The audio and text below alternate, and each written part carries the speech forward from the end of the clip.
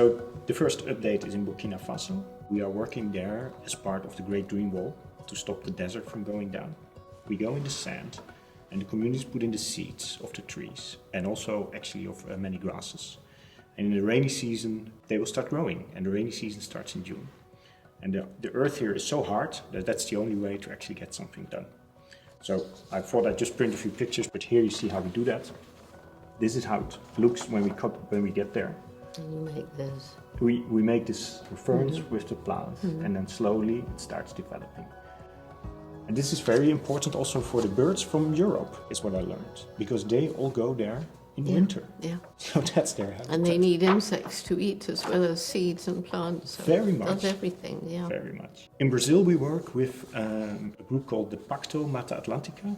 And there were about, I think, 400 different NGOs working to restore parts of that. And they are joining forces since a number of years. And we support them in different parts of the original Atlantic rainforest to restore parts of that forest. So also that work was going on this month. We have been visiting them. Great groups, very passionate. Also a lot of strong women, by the way. They are amazing. The women are the ones. The women are the ones. Yeah. That's what we learned. So you're restoring it with indigenous plants. We and all species. do indigenous. Yeah. Yeah. We also work in Indonesia, and that is a whole different story. So here you just see a few farmers that we're working with. And this one I picked, it's a bit hard to see on the picture, but these palm oil plantations, they're they're terrible. They're awful. I've flown over miles and miles and miles and miles in Indonesia and Malaysia. Yeah. And, you know, they talk about a sustainable plantation, but I've talked with the government officials and they say it's very difficult for a buyer to prove that it's from a sustainable plantation, and there's so much corruption. It's what I've also seen is the social issue is a big one, because a lot of farmers, if their child gets sick, they're kind of forced to sell their land because they need the cash. Oh, they're made to sell their lands very often. Yeah. They're forced to. Yeah. And then they're paid pittance to do unsuitable work. It's a very difficult program, but it's a very inspiring place to work. If you can just manage to keep away from government corruption, big business corruption, then you can do things like that. Yeah, we work at a very grassroots level there. Yeah.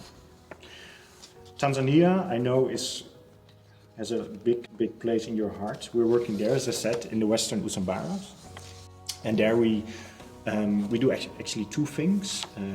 We restore forest nature reserves that have been burned down and where there's a lot of ferns that are now so much covering the ground that no trees can penetrate. So we replant there with the fast-growing natural species that sit there, and we create back to forest systems. But we also give trees to farmers so that they don't have to go into the nature reserve to cut their firewood, but they can get it on their own plots. They're amazing, these people there. So I know. It's a great place to work. So and it was just the short rainy season was just in this part of Tanzania. So we have been doing another big amount of planting there this month. Two more. Ethiopia, we have just been visiting, and this is what we talked about before, is that there's communities who just decide to leave parts of their lands alone for a year, and then they see how grasses and trees start to grow back. And also here, there's nurseries set up for enrichment planting with species that are not part of the seed bank anymore, that would not come back there without any help. And these are run by women again. Also very much here in Morocco, this is the last one I wanted to show.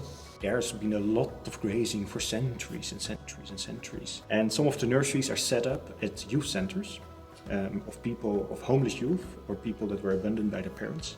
And they are now working together to set up the nurseries and learn how that work works. And we have some great leaders there that are putting these programs in place. Well, clearly you're doing exactly the same kind of work as we're doing. So hoping so. Same thing. Empowering people, getting them to help themselves, helping them understand, and giving them the tools to start a new way of living. That's it. Yeah. And it's one of the nicest things to do together. So I think everyone who learns about it gets this desire to join. And I think that's a big reason to remain a bit positive as well.